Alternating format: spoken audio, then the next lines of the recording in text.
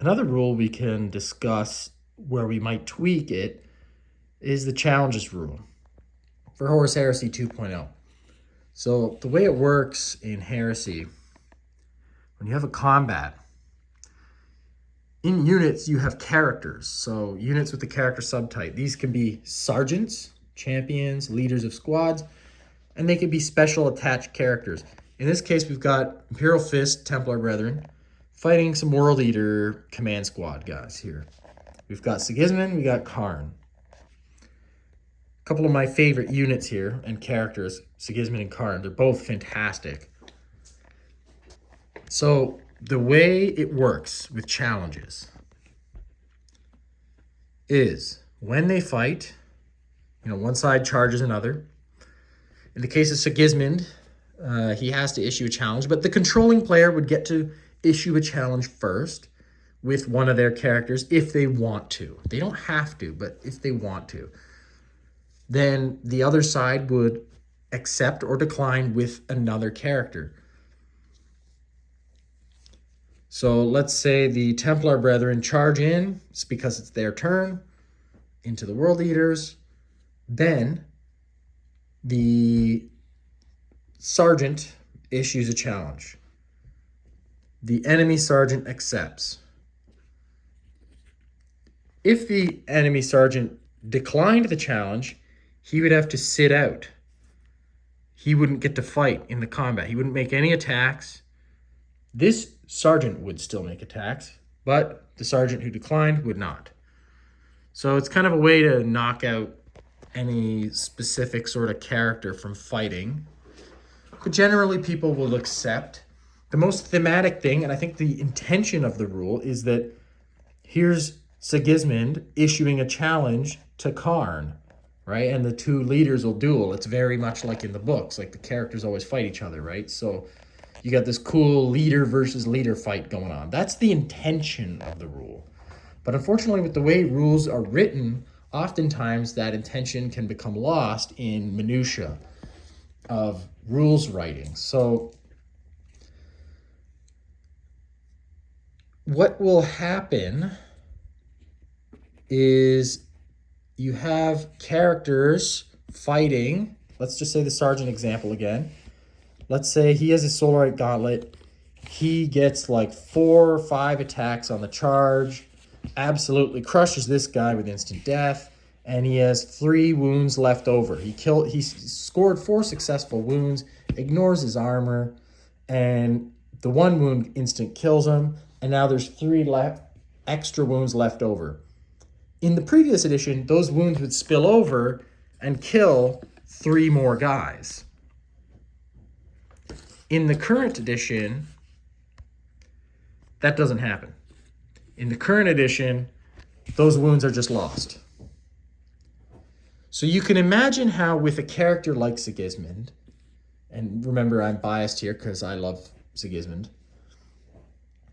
he is a beast in challenges. If he was just fighting a regular old sergeant in a duel and he kills him, the rest of his attacks go away because the wounds do not spill over.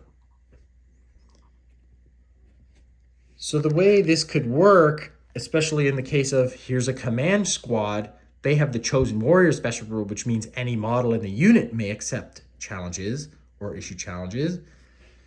So Templar Brethren, Sigismund, charge in.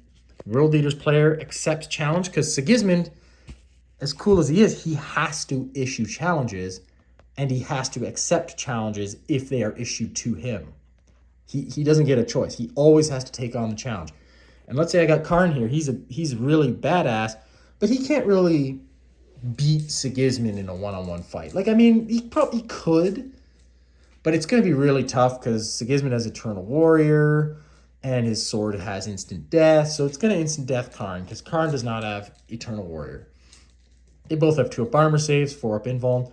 So what Karn might do is if Sigismund issues a challenge, we could just accept with a random guy because we got Chosen Warriors, and now Sigismund can only kill 1 guy while Karn goes in and kills all these guys.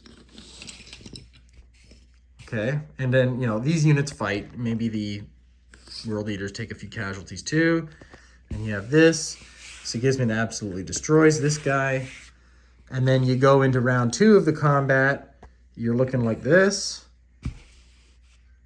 Sigismund will... Well, now it'll be the World Eater's turn. So what would happen is since they know Sigismund has to accept challenges, we can just issue a challenge with this random guy. And now, once again, he can only kill the one random guy while Karn wipes the floor with all these guys. And now you're in a situation where Sigismund's completely surrounded by enemies. But guess what? He can only kill one model at a time because of this. And then Karn will just everyone else will get to hit him without Sigismund getting to really hit back, and Sigismund will go down. Clearly, that's not really the intention of the way these rules are written, but it's the result of the Chosen Warriors rule, or even just, you don't even have to have Chosen Warriors. You could have like sergeant, a chaplain, an apothecary, your praetor, all in one unit, and they could just issue challenges one at a time. So the suggested change for this is just to let wounds spill over. So if we redo that entire scenario here, now you're looking at, okay, so let's say Sigismund charges. We'll give it to the World Eaters this time. They get the charge off this time. Okay, so they're going in. They know Sigismund has to accept challenges. We have the Chosen Warriors rule. We'll issue a challenge with a random guy again. Same thing as before to set that up. But now when the fight commences, any wounds that spill over, he'll absolutely kill them in the challenge. And then the other wounds will spill over and kill a couple more guys. Karn will get to kill a few guys. The actual regular guys will kill each other too.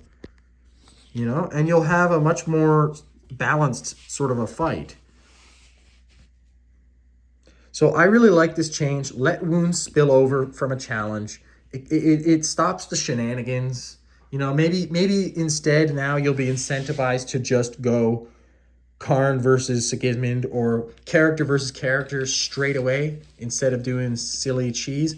But you can still make cool squads. Like maybe you want to make a cool command squad of a bunch of like gladiator type guys where they all have different weapons and they all want to have their chance to duel the enemy leader or something.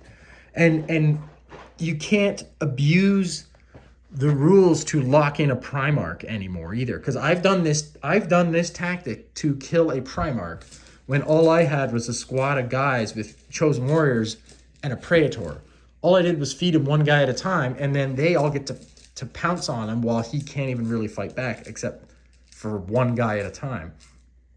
Let me know what you think about this change. I think it's a lot more, just more in the spirit of the game in general. There's so many rules in this game, and some of them just, I don't know why they put them in there sometimes, but I think it's a good change personally.